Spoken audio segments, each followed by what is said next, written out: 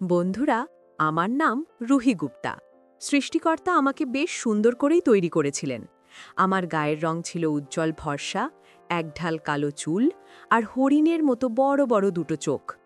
অনেকেই বলতো আমার চোখের দিকে তাকালে নাকি এক অদ্ভুত মায়া কাজ করে।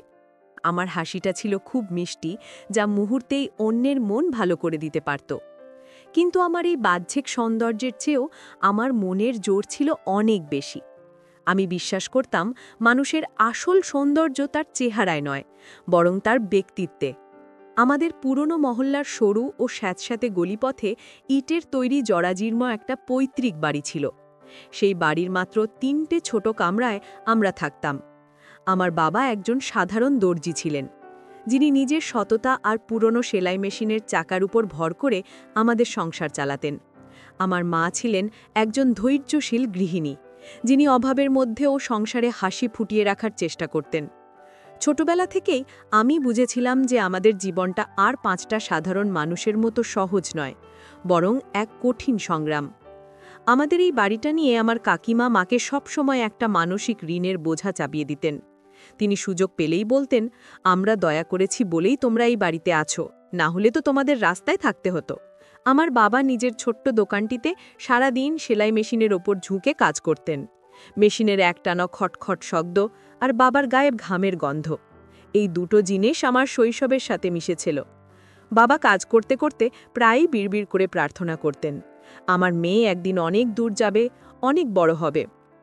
আমি ছোট ছিলাম, তাই তখন বুঝতাম না বড় হওয়া মানে কি। আমি বাবাকে জিজ্ঞাসা করতাম, বাবা, আমরা কি খুব গরিব? বাবা তখন মুচকি হেসে আমার মাথায় হাত বুলিয়ে বলতেন, না রে মা, আমরা শুধু ধনী নই, কিন্তু মনে আমরা অনেক ধনী। তখন এই কথাটার গভীরতা বুঝিনি, কিন্তু বাবাকে বিশ্বাস করতাম। বাবার সেই শান্ত চোখ দুটোতে আমি এক অদ্ভুত স্বপ্ন দেখতাম, যা আমাকে সাহস জোগাত। আমার কাকা মানে বাবার ছোট ভাই ব্যবসার কাজে দুবাই চলে গিয়েছিলেন। তিনি কিভাবে এত দ্রুত ধনী হলেন সেটা নিয়ে মহল্লায় অনেক কথা ছিল, কিন্তু বাবা কখনো সেসব নিয়ে মাথা ঘামাননি।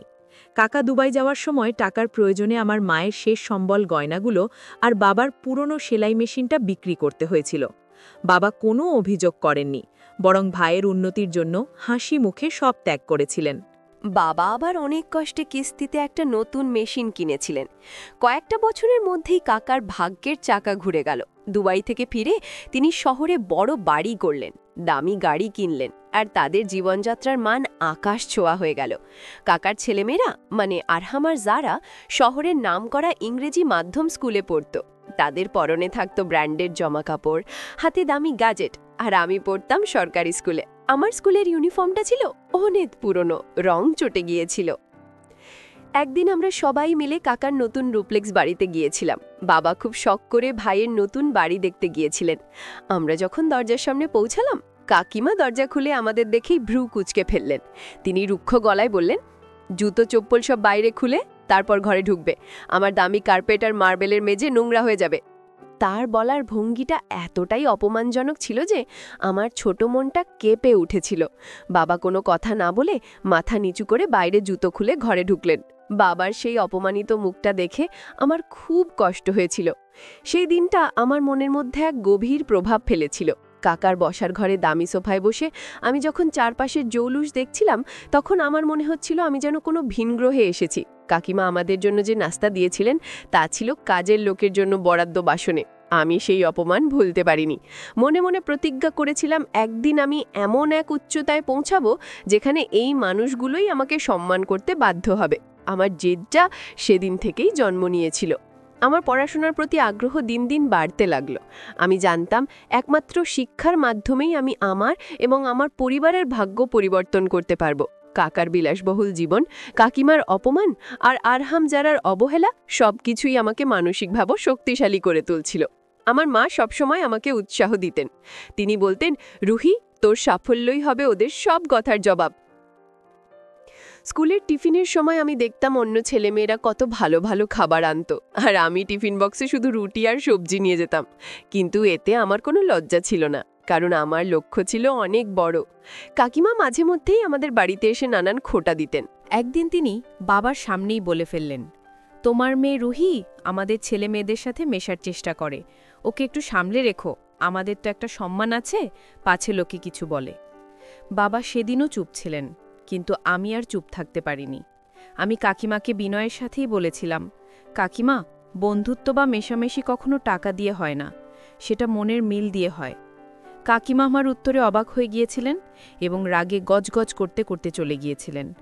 আমি বুঝেছিলাম এই মানুষগুলোর কাছে আমাদের অনুভূতির কোনো মূল্য নেই। বাবা প্রতি রবিবার কাকার বাড়িতে কিছু না কিছু নিয়ে যেতেন, কখনো নিজের হাতে লাগানো গাছের সবজি, কখনো বা পিঠা। তিনি মনে করতেন ভাইয়ের সাথে সম্পর্কটা বজায় রাখা তার দায়িত্ব। আমি বাবাকে একদিন জিজ্ঞেস করলাম, বাবা, যারা আমাদের এত অপমান করে তাদের তুমি কেন এত ভালোবাসো?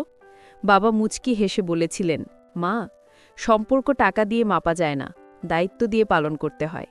ওরা ভুল করতে পারে, কিন্তু আমি তো আমার ভাইয়ের প্রতি দায়িত্ব ভুলতে পারি না। বাবার এই উদারতা আমাকে মুগ্ধ করত, কিন্তু একই সাথে কষ্টও দিত। একদিন আরহাম আমার হাতে একটি ইংরেজি গ্রামার বই দেখে উপহাস করে বলল, তুই ইংরেজি পড়ে কি করবি? আমরা তো এখন ফ্রেঞ্চ শিখছি, ইংরেজি তো এখন কমন ব্যাপার। আমি ওর দিকে তাকিয়ে হেসেছিলাম, বলেছিলাম, ভাষা যেটাই হোক, যদি সেটা জ্ঞান অর্জনের জন্য হয় তবে তা সবসময়ই মূল্যবান। আরহাম তাচ্ছিল্যের সুরে বলল, এসব তো গরিবদের সান্ত্বনা, তোদের দৌড় ওই পর্যন্তই। ওর কথাগুলো আমাকে আঘাত করার বদলে আরও বেশি জেদি করে তুলল। আমি বুঝেছিলাম ওরা শুধু আমাদের দারিদ্র্য নিয়েই হাসে না, আমাদের স্বপ্নগুলোকেও ছোট করতে চায়। সে বছর কাকিমার বাড়িতে একটা বড় অনুষ্ঠানের আয়োজন করা হয়েছিল। শহরের অনেক গণ্যমান্য ব্যক্তিকে নিমন্ত্রণ করা হয়েছিল। আমরাও সেখানে গিয়েছিলাম, কিন্তু দরজায় পৌঁছতেই কাকিমা আমাদের দেখে বললেন, ওমা, তোমরা এসে গেছো? আমি তো ভাবিনি তোমরা আসবে। আসলে এত বড় বড় লোক আসবে, তোমাদের দেখলে ওরা কি ভাববে কে জানে। এক কাজ করো, তোমরা পেছনের দিকে চেয়ারগুলোতে বসো। মা আমাদের হাত ধরে পেছনের সারিতে নিয়ে গেলেন। আমার খুব খারাপ লাগছিল, কিন্তু মায়ের মুখের দিকে তাকিয়ে কিছু বললাম না। সেই অনুষ্ঠানে আমি নিজেকে খুব একা অনুভব করছিলাম। অনুষ্ঠানের এক ফাঁকে আমি কিয়ারার সাথে দেখা করলাম। কিয়ারা ছিল আমার স্কুলের এক বন্ধুর পরিচিত, খুব বড়লোক বাবার মেয়ে, কিন্তু ওর মধ্যে কোনো অহংকার ছিল না। ও আমাকে দেখে মিষ্টি করে হাসল এবং কথা বলল। কিয়ারার ব্যবহার আমাকে বুঝিয়ে দিয়েছিল যে শখধনী মানুষ একরকম হয় না। কিন্তু কাকিমা দূর থেকে আমাদের কথা বলতে দেখে ফেললেন এবং পরে আমাকে ডেকে বললেন, দেখ রুহি, কার সাথে মিশবি আর কার সাথে না, সেটা একটু বুঝে চলিস। উচ্চ মাধ্যমিকের রেজাল্ট বেরোলো। আমি খুব ভালো ফলাফল করলাম। স্কুলে আমি প্রথম হয়েছিলাম। এটা আমার কাছে গুপ্তধনের চাবির মতো ছিল। আমার বাবা মা আমাকে ভালোবাসা আর আশীর্বাদে ভরিয়ে দিলেন। বাবা মিষ্টি নিয়ে এলেন, মা পায়েস রাঁধলেন। আমাদের ছোট্ট ঘরে খুশির বন্যা বয়ে গেল। কিন্তু বাবা কিছুক্ষণ পরেই চুপ হয়ে গেলেন। তার চোখে চিন্তার রেখা ফুটে উঠল। তিনি ধীরে ধীরে বললেন, এবার সামনে তাকাতে হবে মা। তোর কলেজের পড়াশোনা, কোচিং, এসবের খরচ আমি কিভাবে জোগাব? বাবার এই অসহায়ত্ব আমার বুকটা ভেঙে দিচ্ছিল। আমাদের সংসারে এমনিতেই টানাটানি ছিল, তার উপর উচ্চশিক্ষার খরচ চালানো বাবার পক্ষে প্রায় অসম্ভব ছিল। কোচিং ক্লাস, কলেজের ফি, দামি বই, এসব আমাদের কাছে বিলাসিতা মনে হতো। কিন্তু আমি বাবাকে ভরসা দিলাম। আমি বললাম, বাবা, তোমাকে চিন্তা করতে হবে না, আমি স্কলারশিপের চেষ্টা করব এবং টিউশনি করে নিজের খরচ নিজেই চালাব। আমি বাড়ির এক কোণের ছোট ঘরটাকে আমার পড়ার ঘর বানিয়ে নিলাম। সেই পুরনো শব্দ করা ফ্যান, একটা নড়বড়ে কাঠের টেবিল আর একটা প্লাস্টিকের চেয়ার, এটুকুই ছিল আমার সম্বল। আমি টেবিলের সামনের দেয়ালে একটা কাগজে বড় করে লিখে রাখলাম, চেষ্টা করলে স্বপ্নগুলো অপূর্ণ থাকে না। আমার বন্ধু সায়রা, বাবার বন্ধুর মেয়ে, আমাকে খুব সাহায্য করত। সায়রা আমার থেকে বয়সে একটু বড় ছিল এবং কলেজে পড়ত। ওর পুরনো বইগুলো ও আমাকে দিয়ে দিল। এমনকি ও আমাকে মাঝে মাঝে পড়াশোনায় সাহায্যও করত। সায়রা আমাকে একদিন জিজ্ঞেস করল, রুহি, তুই বড় হয়ে কি হতে চাস? আমি দৃঢ় গলায় বললাম, আমি আইপিএস অফিসার হতে চাই। সায়রা অবাক হয়ে বলল, আইপিএস? সে তো অনেক কঠিন পরীক্ষা। আর তার জন্য অনেক টাকারও দরকার। কোচিং ম্যাটেরিয়ালস সব পাবি কোথায়? আমি হেসে বললাম, আমার নিজের ওপর আর ওপরওয়ালার ওপর বিশ্বাস আছে। কাকিমা যখন শুনলেন আমি পড়াশোনা চালিয়ে যাচ্ছি এবং আইপিএস হওয়ার স্বপ্ন দেখছি, তখন তিনি আবার তার স্বভাবসুলভ কটু মন্তব্য ছুড়ে দিলেন। তিনি পাড়ার মহিলাদের কাছে বলে বেড়াতে লাগলেন, শুনেছ, দর্জির মেয়ে নাকি পুলিশ অফিসার হবে। যত বড় মুখ নয় তত বড় কথা, গরিবের ভোড়া রোগ আর কি। এই কথাগুলো আমার কানেও আসত। আগে খুব রাগ হতো, কিন্তু এখন আমি এসব কথাকে আমার জ্বালানি হিসেবে ব্যবহার করি। আমি কাকিমার কথার উত্তরে চুপ থাকলাম। আমি জানতাম স্বপ্ন সেই দেখে যে জেগে থাকে, আর যে জেগে থাকে তার স্বপ্ন ভাঙে না। আমার পড়াশোনা চলতে থাকলো। সায়রার বাড়িতে ওয়াইফাই ছিল। আমি বাবার অনুমতি নিয়ে মাঝে মধ্যে সায়রার বাড়িতে যেতাম এবং ওর ল্যাপটপে ইন্টারনেট ব্যবহার করে পড়াশোনার নোটস জোগাড় করতাম। আমি ভোর 4টায় উঠতাম, বাড়ির সব কাজ শেষ করে পড়তে বসতাম। মা মাঝে মাঝে আমাকে দেখে বলতেন, মা একটু বিশ্রাম নে, শরীর খারাপ করবে তো। আমি বলতাম, মা এখন বিশ্রাম নিলে সারা জীবন কষ্ট করতে হবে, আর এখন কষ্ট করলে সারা জীবন আরামে থাকতে পারবো। আমার এই ত্যাগ আর পরিশ্রমের সাক্ষী ছিল আমার বাবা মা।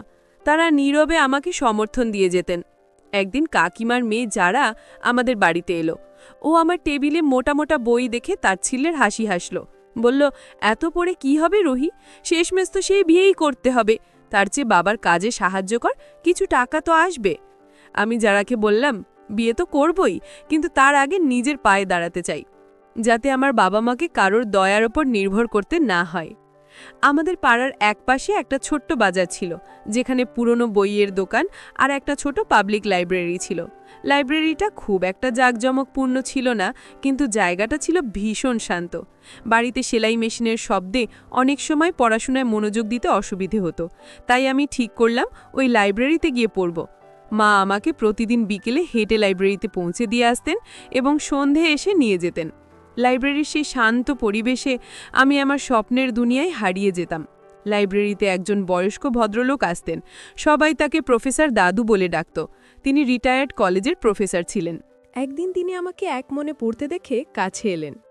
জিজ্ঞাসা করলেন, মা তুমি প্রতিদিন এখানে আসো, কি পড়ো এত মন দিয়ে? আমি উঠে দাঁড়িয়ে সম্মান জানিয়ে বললাম, দাদু আমি আইপিএস পরীক্ষার জন্য প্রস্তুতি নিচ্ছি। তিনি আমার চোখের দিকে তাকিয়ে হেসে বললেন, তোর মধ্যে একটা আগুন আছে মা। বাবা মাঝে মাঝে দোকানের ফাঁকে লাইব্রেরির জানলা দিয়ে আমাকে উকি দিয়ে দেখে যেতেন। আমি জানতাম তিনি আমাকে নিয়ে গর্বিত, কিন্তু মুখে কিছু বলতেন না। একদিন রাতে খাবার টেবিলে আমি বাবাকে বললাম, বাবা যখন আমি অফিসার হব তখন তোমার জন্য একটা অটোমেটিক সেলাই মেশিন কিনে দেব, তোমাকে আর এত কষ্ট করতে হবে না। বাবা ছলছল চোখে বললেন, সেলাই মেশিন লাগবে না রে মা, আমি শুধু চাই তুই মাথা উঁচু করে বাঁচ, সেটাই হবে আমার জীবনের সেরা উপহার। আমার প্রস্তুতির পাশাপাশি আমি নিজেকে মানসিকভাবেও প্রস্তুত করছিলাম, কিন্তু কাকিমার বিষাক্ত কথা থামছিল না। কাকিমার মেয়ে যারা একদিন আমার কাছে এসে বলল, মা বলছিল লাইব্রেরিতে গিয়ে নাকি তুই আড্ডা মারিস, একটা কাজ খুঁজে নে না কেন, তো ওদের মতো লোকেদের তো অন্যের বাড়িতে কাজ করাটাই মানায়। আমি নিজেকে শান্ত রেখে বললাম, সময় হলে সব প্রশ্নের উত্তর পাবি, এখন আমাকে পড়তে দে। পাড়ার অন্য মহিলারাও কাকিমার কথায় প্রভাবিত হচ্ছিলেন। কেউ কেউ আমার মাকে বলতো, মেয়ে বড় হচ্ছে, বিয়ে দিয়ে দাও, এত পড়িয়ে কি হবে। মা তাদের কথায় কান দিতেন না, কিন্তু মনে মনে কষ্ট পেতেন। আমি মাকে বললাম, মা লোকে তো রাজাকেও গাল দেয়, আমরা তো সাধারণ মানুষ, তুমি ভেবো না। কিন্তু একদিন কাকিমা সীমা ছাড়িয়ে গেলেন। বাবার সামনেই বললেন, তোমার কি মনে হয় এই ছেঁড়া বই খাতা দেখে তোমার মেয়ে লাটসায়া ভাবে? ফাইল টানার চাকরিও জুটবে না ওর কপালে। বাবা সেদিন খুব অপমানিত বোধ করলেন, কিন্তু বরাবরের মতো চুপ রইলেন। সেই রাতে আমি বাবাকে জিজ্ঞাসা করলাম, বাবা তুমি কেন কিছু বলো না? ওরা তোমাকে যা খুশি তাই বলে যায়। বাবা আমার মাথায় হাত রেখে বললেন, মা জবাব দিলে শুধু আওয়াজ বাড়ে, সম্মান বাড়ে না, আর আমার তো তোর ওপর পূর্ণ ভরসা আছে। মহল্লার পরিবেশ দিন দিন আমার জন্য অসহ্য হয়ে উঠছিল। সবার বাঁকা নজর, কটু কথা সব মিলিয়ে আমি পড়াশোনায় ঠিকমতো মনোযোগ দিতে পারছিলাম না। আমি বুঝতে পারলাম এখানে থেকে আমি আমার লক্ষ্যে পৌঁছতে পারবো না। আমাকে এই পরিবেশ থেকে বেরোতে হবে। আমি বাবাকে বললাম, বাবা আমি কিছুদিন শহরে গিয়ে মেসে থেকে পড়াশোনা করতে চাই, এখানে আমি কনসেন্ট্রেট করতে পারছি না। বাবা কিছুক্ষণ চুপ করে রইলেন। শহরে থাকা খাওয়ার খরচ অনেক, কিন্তু বাবা আমার মুখের দিকে তাকিয়ে বললেন, ঠিক আছে মা, তুই যা, আমি ব্যবস্থা করব। বাবা তার সাধের নতুন সেলাই মেশিনটা বিক্রি করে দিলেন আমাকে শহরে পাঠানোর জন্য। এটা ছিল আমার জীবনের অন্যতম বড় ধাক্কা। আমি বাবাকে বাধা দিয়েছিলাম, কিন্তু তিনি শোনেননি। বললেন, মেশিন আবার কেনা যাবে, কিন্তু তোর এই সময়টা আর ফিরে আসবে না। শহরে এসে জীবনটা একদম অন্যরকম মনে হলো। এখানে কেউ কাউকে চেনে না, কারোর দিকে তাকানোর সময় নেই। আমরা একটা খুব সাধারণ স্যাঁতসেঁতে ভাড়ার ঘরে উঠলাম। ছাদ দিয়ে মাঝে মাঝে জল চুইয়ে পড়ত, কিন্তু এখানে অন্তত সেই দম বন্ধ করা পরিবেশটা ছিল না। কাকিমার কটু কথা বা পাড়ার লোকের টিপ্পনি এখানে নেই। আমি হাঁপ ছেড়ে বাঁচলাম। এখন আমার সামনে একটাই লক্ষ্য, আইপিএস পরীক্ষা।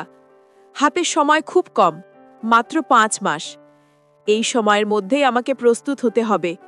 শহরে আমি একটা ভালো কোচিং সেন্টারে ভর্তি হতে পারলাম না অর্থের অভাবে, কিন্তু আমি একটা ছোট স্টাডি গ্রুপ খুঁজে পেলাম। সেখানে আমার পরিচয় হলো কিয়ারার মতো আরও কয়েকজন সিরিয়াস ছাত্রছাত্রীর সাথে। আমি দিনের বেলা ছোট বাচ্চাদের টিউশনি করাতাম আমার হাত খরচ চালানোর জন্য, আর রাত জেগে নিজের পড়াশোনা করতাম। বাবার পাঠানো টাকা আর আমার সামান্য রোজগার দিয়ে কোনো মতে দিন চলত। হঠাৎ একদিন বাবার ফোনে একটা কল এলো। আমি পাশে বসে পড়ছিলাম। বাবার মুখের ভাব দেখে বুঝলাম বিশেষ কিছু হয়েছে।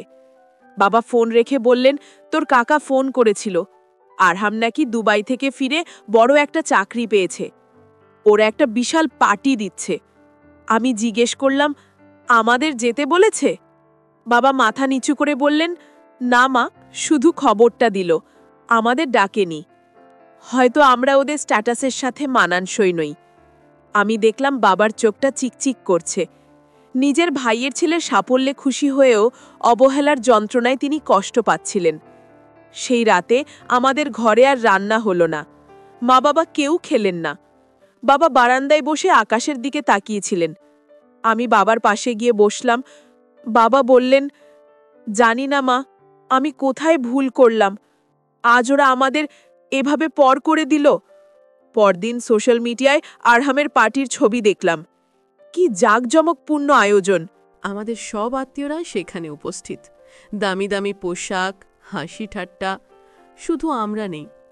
সায়রা আমাকে মেসেজ করে বলল, রুহি, তোদের কথা সবাই জিজ্ঞেস করছিল, কাকিমা সবাইকে বলছে তোরা নাকি লজ্জায় আসিসনি।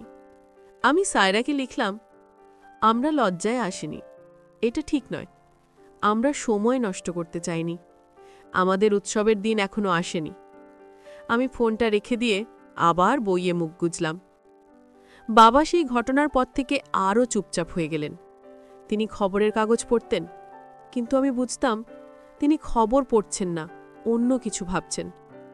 একদিন আমি বাবার সামনে খবরের কাগজ রেখে বললাম, বাবা, এই কাগজে যেদিন আমার ছবি বেরোবে সেদিন তোমার কেমন লাগবে? বাবা আমার দিকে তাকিয়ে একটু হাসলেন, বললেন, সেদিন আমি এই কাগজটা বাঁধিয়ে রাখব। আমার জেদ এখন দ্বিগুণ হয়ে গিয়েছিল। আমি শহরের লাইব্রেরিতে ঘন্টার পর ঘন্টা কাটাতাম।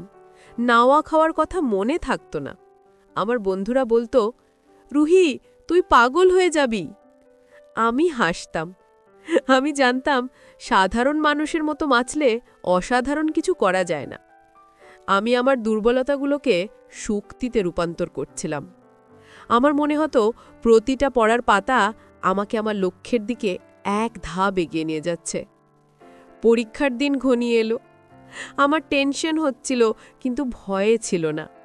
বাবা মা আমাকে ফোন করে সাহস দিতেন। মা বলতেন, তোর পরিশ্রম বিফলে যাবে না মা। আমি আয়নার সামনে দাঁড়িয়ে নিজেকে বলতাম, রুহি, তুই পারবি, তোকে পারতেই হবে। বাবার অপমানের জবাব তোকে দিতেই হবে। আমি জানতাম এই পরীক্ষাটা শুধু একটা চাকরি পাওয়ার জন্য নয়, এটা আমার অস্তিত্ব প্রমাণের লড়াই। পরীক্ষার দিনগুলো ছিল আমার জীবনের সবচেয়ে চ্যালেঞ্জিং সময়। প্রতিটি পেপার দেওয়ার সময় আমার মনে হতো আমি শুধু উত্তর লিখছি না, আমি আমার ভাগ্য লিখছি। কলমের প্রতিটা আঁচড় যেন আমার ভবিষ্যৎ তৈরি করছিল। আমি আমার সর্বোচ্চটা দিয়ে পরীক্ষা দিলাম। পরীক্ষায় শেষ হওয়ার পর একটা অদ্ভুত শূন্যতা অনুভব করলাম। এতদিন যে রুটিন মেনে চলেছি, হঠাৎ সেটা নেই। আমি বাড়ি ফিরে এলাম। বাবা মা আমাকে দেখে খুব খুশি হলেন, কিন্তু তাদের চোখে মুখে একটা চাপা উৎকণ্ঠা ছিল। ফলাফল বেরোতে বেশ কয়েক মাস দেরি ছিল। এই সময়টা আমি আর বসে থাকলাম না। আমি ইন্টারভিউ বা পার্সোনালিটি টেস্টের জন্য নিজেকে প্রস্তুত করতে শুরু করলাম। আয়নার সামনে দাঁড়িয়ে কথা বলা অভ্যাস করতাম। কারেন্ট অ্যাফেয়ার্স, দেশের সমস্যা, সমাধান সবকিছু নিয়ে পড়াশোনা করতে থাকলাম।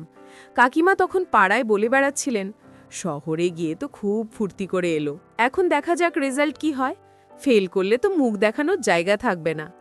অবশেষে সেই দিনটি এলো, রেজাল্ট বেরোনোর দিন। সকাল থেকেই আমার বুক ধপধপ করছিল। আমি ল্যাপটপের সামনে বসেছিলাম, পাশে বাবা আর মা। হাত কাঁপছিল আমার। রোল নাম্বার টাইপ করে এন্টার চাপতেই স্ক্রিনে ভেসে উঠল আমার নাম। আমি বিশ্বাস করতে পারছিলাম না। আমি পাশ করেছি। শুধু পাশ নয়, সারা দেশের মধ্যে আমার র্যাঙ্ক ৮০০-র মধ্যে। আমি আইপিএস অফিসার হিসেবে নির্বাচিত হয়েছি। আমি চিৎকার করে উঠলাম, বাবা, আমি পেরেছি। মুহূর্তের মধ্যে আমাদের ছোট্ট ঘরটা আনন্দে ভরে উঠল। মা আমাকে জড়িয়ে ধরে কান্নায় ভেঙে পড়লেন। বাবা কোনো কথা বলতে পারছিলেন না, শুধু ২ হাত তুলে ওপরবালার কাছে শুকরিয়া আদায় করছিলেন। তার চোখ দিয়ে জল গড়িয়ে পড়ছিল। সেই জল ছিল গর্বের, আনন্দের। বাবা বললেন, মা, তুই আমার মুখ উজ্জ্বল করেছিস। আজ আমি বিশ্বের সবচেয়ে সুখী বাবা। এরপর ছিল ইন্টারভিউ পর্ব। কয়েক সপ্তাহ পর আমি ইন্টারভিউ দিতে গেলাম। বোর্ডে খুব অভিজ্ঞ অফিসাররা ছিলেন। তারা আমাকে নানা প্রশ্ন করলেন, আমার ব্যাকগ্রাউন্ড, আমার লড়াই, সমাজ নিয়ে আমার ভাবনা। আমি খুব আত্মবিশ্বাসের সাথে সব প্রশ্নের উত্তর দিলাম। আমার সততা আর দৃঢ়তা তাদের মুগ্ধ করেছিল। ইন্টারভিউ শেষ করে যখন বেরোলাম, আমার মনে হলো আমি জয়ী হয়েছি। ফাইনাল লিস্টে যখন আমার নাম দেখলাম, তখন বুঝলাম আমার স্বপ্ন আজ সত্যি হয়েছে। আমি এখন একজন আইপিএস অফিসার। বাড়ি ফিরে আমি বাবার হাত ধরলাম। বাবার হাতের সেই কড়া পড়া দাগগুলোই আমি হাত বুলিয়ে দিলাম। বললাম, বাবা, এখন থেকে তোমার এই হাত দিয়ে আর সেলাই মেশিন চালাতে হবে না। তোমার মেয়ে এখন এতটাই যোগ্য হয়েছে যে তোমাকে আর কোনো পরিশ্রম করতে হবে না। এবার তুমি বিশ্রাম নেবে। খবরটা বাতাসের মতো ছড়িয়ে পড়ল। পাড়ার লোক যারা এতদিন আমাদের নিয়ে হাসাহাসি করত, তারা এখন আমাদের বাড়িতে ভিড় করতে শুরু করল। সবাই ফুলের তোড়া আর মিষ্টি নিয়ে আসতে লাগল। কাকিমাও এলেন, কিন্তু তার মুখে সেই আগের তেজ ছিল না। তিনি মাথা নিচু করে দাঁড়িয়েছিলেন। আমি তার দিকে তাকিয়ে হাসলাম। আজ আর আমার মনে কোনো রাগ ছিল না, কারণ আমি নিজেকে প্রমাণ করতে পেরেছি। আমার জয়ই ছিল তাদের সবচেয়ে বড় শাস্তি। আমার সাফল্য শুধু আমার ছিল না, এটা ছিল আরহামের সাফল্যের প্রতি একটা নীরব জবাব। যখন আরহাম সফল হয়েছিল, তখন আমাদের দূরে ঠেলে দেওয়া হয়েছিল। আর আজ আমার সাফল্যে সবাই আমাদের আপন করতে চাইছে। আমি বুঝলাম, দুনিয়া শুধু সফল মানুষকেই সালাম করে, কিন্তু আমার কাছে সবচেয়ে বড় সাফল্য ছিল আমার বাবার গর্বিত মুখ। এবার আমার নিজের শহরে ফেরার পালা। আমি যখন অফিসার হিসেবে আমার শহরে ফিরলাম, তখন পুরো চিত্রটাই বদলে গিয়েছিল। স্টেশনে নামার পর পুলিশ ডিপার্টমেন্ট থেকে আমাকে রিসিভ করার জন্য গাড়ি পাঠানো হয়েছিল। যে আমি একদিন লোকাল ট্রেনে ভিড় ঠেলে যাতায়াত করতাম, আজ আমি সরকারি গাড়িতে করে বাড়ি ফিরছি। মহল্লায় ঢোকার সময় দেখলাম রাস্তার দুপাশে মানুষ দাঁড়িয়ে আছে আমাকে দেখার জন্য। তাদের চোখে বিস্ময় আর শ্রদ্ধা। শহরে একটা বিশাল সংবর্ধনা অনুষ্ঠানের আয়োজন করা হয়েছিল। সেখানে শহরের গণ্যমান্য ব্যক্তি, রাজনৈতিক নেতা এবং বড় বড় অফিসাররা আমন্ত্রিত ছিলেন। অদ্ভুতভাবে সেই অনুষ্ঠানে আমার কাকা, কাকিমা এবং আরহামকেও আমন্ত্রণ জানানো হয়েছিল। আমি বাবাকে বললাম, বাবা, চলো আজ আমরা ওই অনুষ্ঠানে যাব। তবে আজ আর আমরা দর্শক হিসাবে নয়, অতিথি হিসাবে যাব। বাবা প্রথমে একটু ইতস্তত করছিলেন, কিন্তু আমার আত্মবিশ্বাস দেখে রাজি হলেন। আমরা যখন অনুষ্ঠানস্থলের গেটে পৌঁছালাম, তখন সেখানে বিশাল ভিড়, কড়া নিরাপত্তা। আমরা গেটের দিকে এগোতেই একজন সিকিউরিটি গার্ড আমাদের পথ আটকাল। সে হয়তো আমাদের সাধারণ পোশাক দেখে চিনতে পারেনি। সে বলল, আইডি কার্ড দেখান প্লিজ, ইনভাইটেশন কার্ড আছে?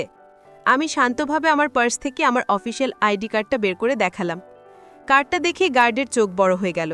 সে সঙ্গে সঙ্গে সোজা হয়ে স্যালুট করল এবং বলল, সরি ম্যাম, ওয়েলকাম ম্যাম, আমরা আপনারই অপেক্ষায় ছিলাম। বাবা গার্ডের এই পরিবর্তন দেখে অবাক হয়ে আমার দিকে তাকালেন। আমি বাবার হাত ধরে বললাম, চলুন বাবা, ভেতরে যাই। আমরা যখন হলের ভেতরে ঢুকলাম তখন সেখানে পিনপতন নীরবতা নেমে এলো। সবাই আমাদের দিকে তাকিয়ে রইল। আরহাম আর কাকিমার সামনের সারিতে বসেছিলেন। আমাদের দেখে কাকিমার মুখটা ফ্যাকাশে হয়ে গেল। তখনই ঘোষক ঘোষণা করলেন, আজ আমাদের মাঝে উপস্থিত আছেন আমাদের শহরের গর্ভ, নবনির্বাচিত IPS officer miss Ruhi Gupta. এই ঘোষণার সাথে সাথে পুরো হল হাততালিতে ফেটে পড়ল। আমি বাবার হাত ধরে মঞ্চের দিকে এগিয়ে গেলাম। চলার পথে দেখলাম যারা একদিন আমাদের নিয়ে হাসাহাসি করত তারাই আজ উঠে দাঁড়িয়ে সম্মান জানাচ্ছে। আরহামের মুখটা লজ্জায় লাল হয়ে গিয়েছিল।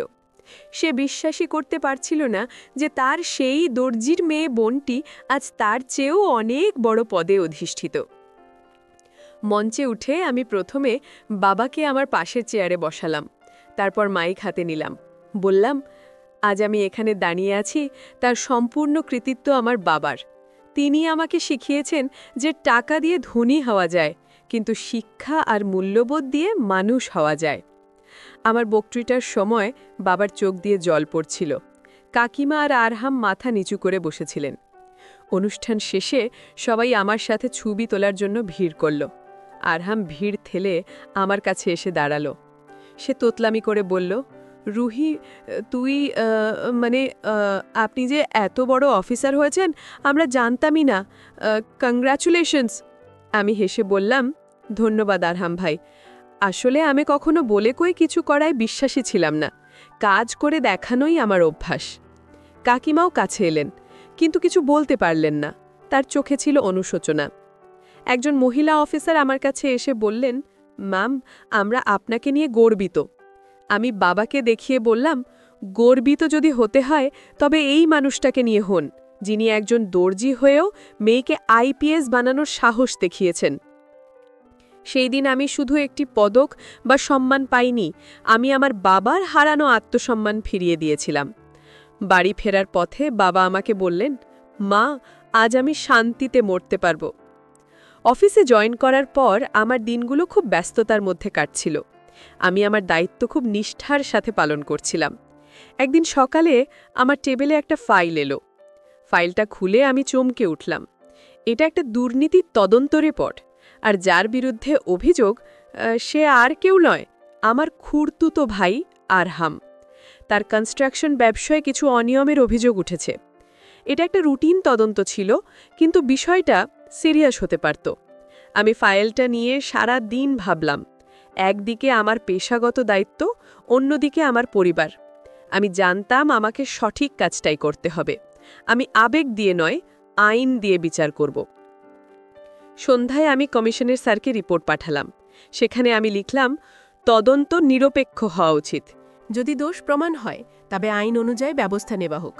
আমি কোনো ব্যক্তিগত আক্রোশ দেখালাম না, আবার তাকে বাঁচানোর জন্য কোনো অন্যায় সুপারিশও করলাম না। পরদিন বিকেলে আরহাম আমার অফিসে এসে হাজির হলো। তার সেই অহংকার আর নেই, সে ভয়ে কাঁপছিল। আমার কেবিনে ঢুকে সে ধপ করে চেয়ারে বসে পড়ল। বলল, রুহি, আমাকে বাঁচা, আমার কেরিয়ার শেষ হয়ে যাবে। আমি ভুল করেছি, আমি জানতাম না তুই এই কেসটা দেখছিস। আমি গম্ভীরভাবে বললাম, আরহাম ভাই, এখানে আমি তোমার বোন নই, আমি একজন পুলিশ অফিসার। তুমি যদি আইন মেনে ব্যবসা করতে তাহলে আজ এই ভয় পেতে হতো না।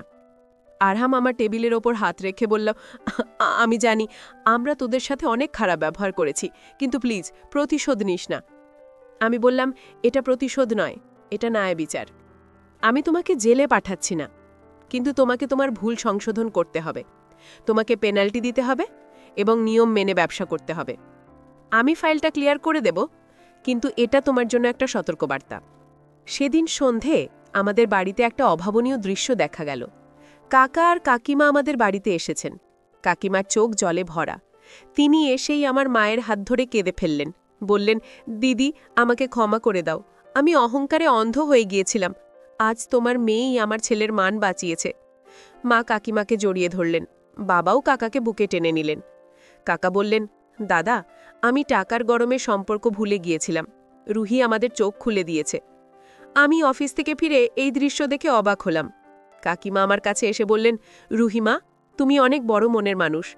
আমরা তোমাকে কত অপমান করেছি, আর তুমি আমাদের উপকার করলে। আমি কাকিমাকে বললাম, কাকিমা, শিক্ষা আমাদের এটাই শেখায় যে ক্ষমা করা মহৎ গুণ। আমি চাই না আমাদের পরিবারের কেউ বিপদে পড়ুক। আমাদের পরিবার আবার এক হলো। তবে এবার সম্পর্কের ভিত্তিটা ছিল সম্মানের। পাড়ার লোকেরা যারা আমাদের নিয়ে হাসত, তারাও এখন আমাদের সম্মান করে। আমার বাবা এখন আর সেই চিন্তিত দর্জি নন, তিনি একজন গর্বিত বাবা। আমি আমার প্রতিজ্ঞা রেখেছি। যারা আমাদের জুতো বাইরে রাখতে বলেছিল, আজ তারা আমাদের ঘরে এসে সম্মানের সাথে বসে। তবে এর জন্য আমাকে নিজের মূল্যবোধ বিসর্জন দিতে হয়নি। আজ আমার বাবা মা সম্মানের সাথে জীবন কাটাচ্ছেন। আমাদের এই গল্পটা শুধু দারিদ্র্য জয়ের গল্প নয়, এটা মানসিকতা পরিবর্তনের গল্প। আমি শিখেছি, পদমর্যাদা বা টাকা দিয়ে মানুষের বিচার হয় না, বিচার হয় তার ব্যবহার আর মানবিকতা দিয়ে।